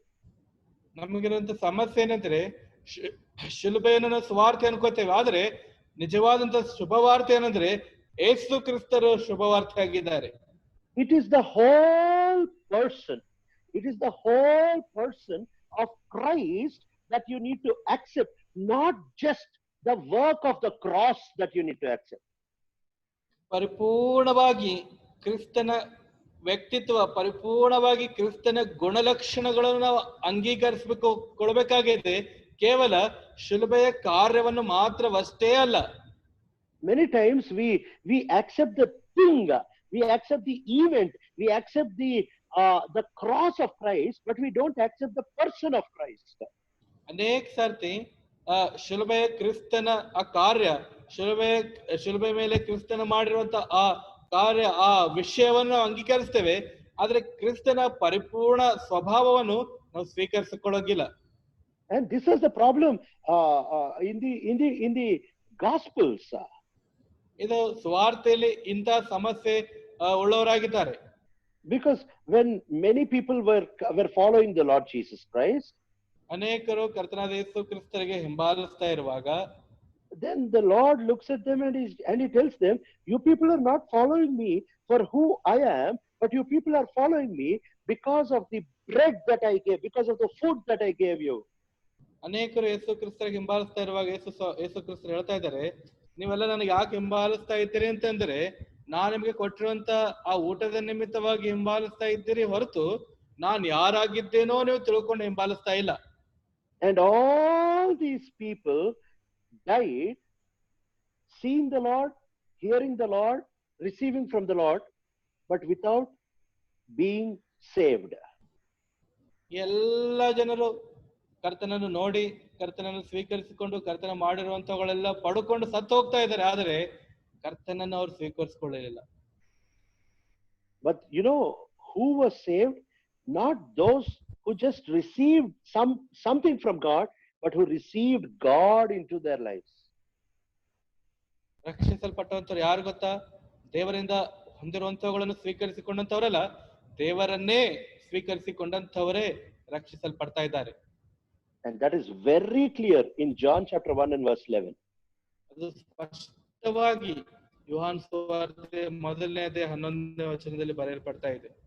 It says he came to that which was his own, but his own did not receive him. Yet to all who received him, he gave the right to become and believed in his name. He gave the right to become the children of God. ಯೋಹಾನ 1:11-12 ವಚನದಲ್ಲಿ ಆತನು ತನ್ನ ಸ್ವಾಸ್ಥ್ಯಕ್ಕೆ ಬಂದನು, ಆದರೆ ಸ್ವಂತ ಜನರು ಆತನನ್ನು ಅಂಗೀಕರಿಸಲಿಲ್ಲ. ಯಾರು ಆತನನ್ನು ಅಂಗೀಕರಿಸಿದರೋ, ಅಂದರೆ ಆತನ ಹೆಸರಿನಲ್ಲಿ ನಂಬಿಕೆ ಇಟ್ಟರೋ, ಅವರಿಗೆ ದೇವರ ಮಕ್ಕಳಾಗುವ ಅಧಿಕಾರ ಕೊಟ್ಟನು. It is the gospel of God because it is the plan of God. ಇದು ದೇವರ ಸುವಾರ್ತೆ ಯಾಕಾಗಿದೆ ಅಂದ್ರೆ ದೇವರ ಪ್ರಣಾಳಿಕೆ ಆಗಿದೆ. It is the gospel of God because God gets all the glory. ಇದು ದೇವರ ಸುವಾರ್ತೆ ಯಾಕಾಗಿದೆ ಅಂದ್ರೆ ಎಲ್ಲಾ ಮಹಿಮೆ ದೇವರು ಹೊಂದುವಂತವನಾಗಿದ್ದಾನೆ. It is the gospel of God not because God did something, but because of the person of the Lord Jesus Christ. ಇದು ದೇವರ ಸುವಾರ್ತೆ ಯಾಕಾಗಿದೆ ಅಂದ್ರೆ ದೇವರು ಏನೋ ಒಂದು ಮಾಡಿದ್ದಾನೆ ಅಂತ ಹೇಳಲ್ಲ, ಕರ್ತನಾದ ಯೇಸು ಕ್ರಿಸ್ತನ ವ್ಯಕ್ತಿತ್ವದ ನಿಮಿತ್ತವಾಗಿ ಇದು ದೇವರ ಸುವಾರ್ತೆ ಆಗಿದೆ. Remember that gospel is not what Jesus did on the cross. Gospel is the person of the Lord Jesus Christ. ಸುವಾರ್ತೆ ಅಂದ್ರೆ ಕರ್ತನಾದ ಯೇಸು ಕ್ರಿಸ್ತನ ಶಿಲುಬೆ ಮೇಲೆ ಏನೋ ಒಂದು ಮಾಡಿದ್ದಾನೆ ಅಂತ ಹೇಳಿ ಅನ್ನುವಂಥದ್ದಲ್ಲ, ಕರ್ತನಾದ ಯೇಸು ಕ್ರಿಸ್ತನ ವ್ಯಕ್ತಿತ್ವವೇ ಸುವಾರ್ತೆ ಆಗಿದೆ ಅನ್ನುವಂಥದ್ದನ್ನು ನೆನಪಿನಲ್ಲಿ ಇಟ್ಕೊಳ್ಳಿ. Those who come to the cross only because of the work of the cross are commercial people and they cannot be truly saved. ನೋಡ್ರಿ, ಕರ್ತನಾದ ಯೇಸು ಕ್ರಿಸ್ತನ ಶಿಲುಬೆ ಮೇಲೆ ಮಾಡಿರುವಂತಹ ಕಾರ್ಯದ ನಿಮಿತ್ತವಾಗಿ ಶಿಲುಬೆ ಹತ್ರ ಬಂದಂತವ್ರು ಕೇವಲ ಅವರ ಲಾಭಕ್ಕಾಗಿ ಬಂದಿರುವಂತವ್ರು, ಅದರ ನಿಜವಾದ ರಕ್ಷಣೆ ಹೊಂದಲಾರದಂತವರಾಗಿದ್ದಾರೆ. God is not looking forward just to give you forgiveness of sins, but God is looking forward so that you will accept him as he is. ದೇವರು ಕರ್ತನು ನಿಮಗೇನೋ ಪಾಪ ಕ್ಷಮಾಪಣೆ ಕೊಡಬೇಕು ಅಂತ ಹೇಳಿ ಅಷ್ಟೇ ಆತ ನೋಡ್ತಾ ಇಲ್ಲ, ಆದರೆ ಆತನು ಮುಂದಿರುವಂತ ವಿಷಯಗಳ ಕುರಿತು ಆಲೋಚಿಸ್ತಾ ಇದ್ದಾನೆ. ಏನಂದ್ರೆ ದೇವರನ್ನು ಆತನು ಏನಾಗಿದ್ದಾನೋ ಆತನನ್ನು ಸಂಪೂರ್ಣವಾಗಿ ಇದ್ದ ಹಾಗೆ ನೀವು ಸ್ವೀಕರಿಸಬೇಕನ್ನೋದು ಆತನು ಇಷ್ಟಪಡ್ತಾ ಇದ್ದಾನೆ. The story of salvation is not the story of the forgiveness of sins. The story of salvation is the accepting of the Savior. ರಕ್ಷಣೆಯ ಕಥೆ ಎನ್ನುವಂಥದ್ದು, ರಕ್ಷಣೆ ಕುರಿತಾದಂತ ವಿಷಯ ಎನ್ನುವಂಥದ್ದು ಕ್ಷಮಾಪಣೆ ಹೊಂದುವಂಥದ್ದಲ್ಲ, ರಕ್ಷಕನು ಯಾರಾಗಿದ್ದಾನೋ ಆತನನ್ನು ಸ್ವೀಕರಿಸಿಕೊಳ್ಳುವಂಥದ್ದೇ ರಕ್ಷಣೆ ಕುರಿತಾದಂತಹ ಶುಭವಾರ್ತೆಯಾಗಿದೆ. Many times we just accept the forgiveness of sins, but you are not ready to accept the one who forgives your sins. ಅನೇಕ ಸಾರ್ತಿ ನಾವು ಕ್ಷಮಾಪಣೆ ಪಡ್ಕೊಳ್ಳೋದಕ್ಕೋಸ್ಕರವಾಗಿ ಮಾತ್ರ ಎದುರು ನೋಡ್ತೇವೆ, ಆದ್ರೆ ಕ್ಷಮಿಸಿರುವಂತವನು ಯಾರು ಆತನಿಗೆ ನಾವು ಪಡ್ಕೊಳ್ಬೇಕು, ಸ್ವೀಕರಿಸಿಕೊಳ್ಬೇಕು ಅನ್ನುವಂಥದ್ದು ಇಷ್ಟಪಡೋದಿಲ್ಲ. Those who only like and love the salvation that God gives without accepting the Savior as who he is can never be truly born again. ಯಾರು ದೇವರು ಕೊಡುವಂತ ರಕ್ಷಣೆಯನ್ನು ಪಡ್ಕೊಳ್ಳೋದಕ್ಕೋಸ್ಕರವಾಗಿ ಇಷ್ಟಪಡ್ತಾರೋ, ಪ್ರೀತಿಸ್ತಾರೋ, ರಕ್ಷಕನು ನಿಜವಾಗಿಯೂ ಯಾರಾಗಿದ್ದಾನೋ ಅನ್ನೋತನು ಆತನಿಗೆ ಸ್ವೀಕರಿಸಿಕೊಳ್ಳದೆ ಹೋದರೆ ಅವರು ನಿಜವಾಗಿ ರಕ್ಷಿಸಲ್ಪಟ್ಟಂತವರಲ್ಲ. Salvation is not the story of the cross. Salvation is the story of the Lord Jesus. ರಕ್ಷಣೆ ಅನ್ನುವಂಥದ್ದು ಶಿಲುಬೆಯ ಕುರಿತಾದಂತ ವಿಷಯವಲ್ಲ, ರಕ್ಷಣೆ ಅನ್ನುವಂಥದ್ದು ಕರ್ತನಾದ ಯೇಸು ಕ್ರಿಸ್ತರ ಕುರಿತಾದಂತ ಸಂದೇಶವಾಗಿದೆ. Cross is a small part of what the Lord Jesus did for us. ಶಿಲುಬೆ ಅನ್ನುವಂಥದ್ದು ಕರ್ತನಾದ ಯೇಸು ಕ್ರಿಸ್ತರು ನಮಗೆ ಮಾಡಿರುವಂತದ್ದರಲ್ಲಿ ಒಂದು ಚಿಕ್ಕ ಭಾಗವಾಗಿದೆ ಅಷ್ಟೇ. You accept the person, along with the person, the work of the cross also will come. ವ್ಯಕ್ತಿಗೆ ನೀನು ಸ್ವೀಕರಿಸು, ಆ ವ್ಯಕ್ತಿತ್ವವನ್ನು ಸ್ವೀಕರಿಸು, ಆ ವ್ಯಕ್ತಿತ್ವದೊಂದಿಗೆ ಶಿಲುಬೆ ಕೂಡ ನಿನ್ನೊಳಗಡೆ ಪ್ರವೇಶಿಸುವಂತದ್ದಾಗಿರ್ತದೆ. It is not that you reject the person and take the work. ಆ ವ್ಯಕ್ತಿಗೆ ತಿರಸ್ಕರಿಸಿ ಆತನ ಕಾರ್ಯ ತೆಗೆದುಕೊಳ್ಳುವಂಥದ್ದು, ಆತನ ಮಾಡಿರೋ ಕೆಲಸ ಅಂಗೀಕರಿಸುವಂತದ್ದಲ್ಲ. That is not salvation. ಅದು ರಕ್ಷಣೆ ಅಲ್ಲ. Let us pray. ಪ್ರಾರ್ಥನೆ ಮಾಡೋಣ. Before taking part in the table, can you examine your life? ಮೇಚಿನಲ್ಲಿ ಪಾಲ್ಗೊಳ್ಳೋದಕ್ಕಿಂತ ಮುಂಚೆ ನಿನ್ನ ಜೀವಿತವನ್ನು ನೀನು ಪರೀಕ್ಷಿಸಿಕೊಳ್ತೀಯಾ? Are you truly saved? ನಿಜವಾಗಿಯೂ ರಕ್ಷಿಸಲ್ಪಟ್ಟಿದ್ದೀಯಾ? Has the Lord truly brought you to the gospel of God? ನಿಜವಾಗಿಯೂ ಕರ್ತನು ನಿನಗೆ ದೇವರ ಸುವಾರ್ತೆಯೊಳಗಡೆ ತಂದಿದ್ದಾನಾ? Or maybe you have come into the gospel of man, of Christianity and of religion. ಬಹುಶಃ ಮಾನವನ ಧಾರ್ಮಿಕತೆಯ ಕ್ರೈಸ್ತರ ಸುವಾರ್ತೆಯೊಳಗಡೆ ನೀನು ಬಂದಿರಬಹುದು. Maybe you have come into the gospel of preachers and teachers and men of God and women of God. ದೇವರ ಮನುಷ್ಯನು, ದೇವರ ಸ್ತ್ರೀ, ಬೋಧಕರು, ಉಪದೇಶಕರ ಸುವಾರ್ತೆಯ ಒಳಗಡೆ ನೀನು ಪ್ರವೇಶಿಸಿರಬಹುದು. Maybe you have come into the gospel of Hebron fellowship. ಬಹುಶಃ ಹೆಬ್ರೋನ್ ಸಹವಾಸದ ಸುವಾರ್ತೆಯೊಳಗಡೆ ನೀನು ಪ್ರವೇಶ ಮಾಡಿರಬಹುದು. Have you come into the gospel of God? ದೇವರ ಸುವಾರ್ತೆಯೊಳಗಡೆ ಪ್ರವೇಶ ಮಾಡಿದ್ದೀಯಾ? Maybe you have only accepted the work of Christ but not Christ himself. ಕ್ರಿಸ್ತನ ಕಾರ್ಯವನ್ನು ನೀನು ಅಂಗೀಕರಿಸಿರಬಹುದು, ಕ್ರಿಸ್ತನ ನೀನು ಅಂಗೀಕರಿಸದೇ ಇರಬಹುದು. John is not writing they that accepted the work of Christ, but he writes they that accepted him. ಯೋಹಾನನು ಆತನು ಮಾಡಿರುವಂತಹ ಕೆಲಸವನ್ನು ಸ್ವೀಕರಿಸಿಕೊಂಡಂತವರು ಅಂತ ಹೇಳಿ ಆತ ಬರೀತಾ ಇಲ್ಲ, ಆತನನ್ನು ಸ್ವೀಕರಿಸಿಕೊಂಡಂತವರು ಅಂತ ಹೇಳಿ ಆತನು ಬರೆಯುತ್ತಾ ಇದ್ದಾನೆ. It is possible to accept the work and to reject the Savior. ರಕ್ಷಕನು ಮಾಡಿರುವಂತಹ ಕಾರ್ಯ ಅಂಗೀಕರಿಸಿ ರಕ್ಷಕನನ್ನು ತಿರಸ್ಕರಿಸುವಂತಹ ಕಾರ್ಯ ನೀನು ಮಾಡಿರಬಹುದು. But you cannot accept the Savior and reject the work of the work of the cross. ರಕ್ಷಕನನ್ನು ತಿರಸ್ಕರಿಸಿ ಶಿಲುಬೆಯ ಕಾರ್ಯವನ್ನು ನೀನು ಅಂಗೀಕರಿಸಲು ಸಾಧ್ಯ ಇಲ್ಲ. It is possible to accept the work of the cross and reject the Savior. ಶಿಲುಬೆಯ ಕಾರ್ಯವನ್ನು ಅಂಗೀಕರಿಸಿ ರಕ್ಷಕನನ್ನು ತಿರಸ್ಕರಿಸುವಂತದ್ದು ಸಾಧ್ಯವಾಗ್ತದೆ. But it is impossible to accept the Savior and reject the work of the cross. ರಕ್ಷಕನನ್ನು ತಿರಸ್ಕರಿಸಿ ರಕ್ಷಣ ಕಾರ್ಯವನ್ನು ಅಂಗೀಕರಿಸೋದು ಸಾಧ್ಯವಾಗಲಾರದಂಥದ್ದು. It is impossible to accept the Savior ರಕ್ಷಕನನ್ನು ಅಂಗೀಕರಿಸುವಂತದ್ದು ಅಸಾಧ್ಯ. And after accepting the Savior, to reject the work of the Savior. ರಕ್ಷಕನನ್ನು ಅಂಗೀಕರಿಸಿ ರಕ್ಷಣೆ ಕಾರ್ಯವನ್ನು ತಿರಸ್ಕರಿಸೋದು ಅಸಾಧ್ಯವಾದಂಥದ್ದು. God is calling us to accept the Savior along with the Savior's work. ದೇವರು ಕರೀತಾ ಇದ್ದಾನೆ, ರಕ್ಷಕನನ್ನು ಅಂಗೀಕರಿಸಿ ರಕ್ಷಕನ ಕಾರ್ಯ ಕೂಡ ನೀವು ಸ್ವೀಕರಿಸಬೇಕಂತ ಹೇಳಿ ಆಹ್ವಾನಿಸ್ತಾ ಇದ್ದಾನೆ.